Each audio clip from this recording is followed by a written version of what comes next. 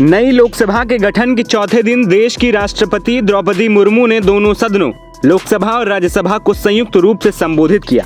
अपने संबोधन में राष्ट्रपति ने सरकार के कामकाज का खाका पेश किया, जिस पर अब समाजवादी पार्टी के अध्यक्ष और यूपी के कन्नौज से सांसद अखिलेश यादव ने सवाल उठाते हुए प्रतिक्रिया दी है। अखिलेश ने मीडिया से बात करते हुए कहा है कि किसान क्यों दुखी है, संकट में है। अगर ये 5वीं बड़ी अर्थव्यवस्था बनने की कहानी बताई जा रही है, इतने बड़े पैमाने पर नौजवान बेरोजगार क्यों हैं? साथ ही अखिलेश ने राष्ट्रपति के अभिभाषण को सरकार का ही भाषण बता डाला है। सरकार का भाषण था और जब सरकार ये दावा करती है कि दुनिया की 5वीं अर्थव्यवस्था और तीसरे नंबर की अर्थव्यवस्था बन जाएगी, तो किसान क्यों दुखी है, किसान क्यों संकट में है? अगर ये 5वीं दुनिया की अर्थव्यवस्था बनने की जो कहानी बताई जा रही है, क्या हमारा किसान भी उसी तरीके से खुशहाल हो गया है? और फिर अगर 5वें नंबर की हमारी अर्थव्यवस्था है, तो इतने बड़े पैमाने पर नौजवान बेरोजगार क्यों हैं, नौकरी क्यों नहीं उनके हाथ में? और फिर अग्निवीर जैसी व्यवस्था आधी अधूरी क्यों लागू करनी पड़ रही है? महंगाई क्यों है इतनी? और जिस तरह से इन्वेस्टमेंट को लेकर के बड़े बड़े सपने दिखाए थे, सरकार कहती है कि हम सर्विस सेक्टर को भी और इन्वेस्टमेंट को भी देख रहे हैं।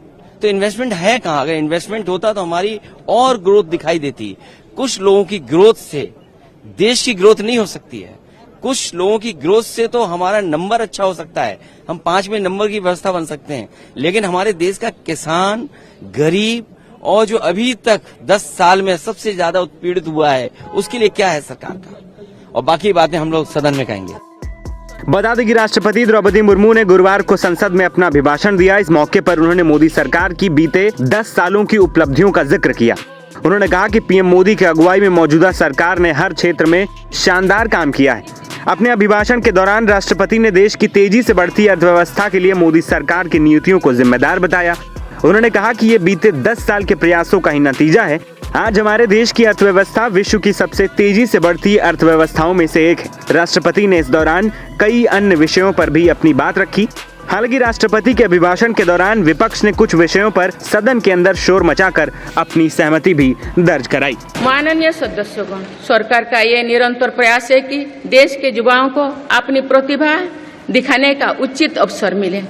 सरकारी भर्ती हो या फिर परीक्षाएं, सुनिए, परीक्षाएं किसी भी कारण से इनमें रुकावट आए, ये उचित नहीं है।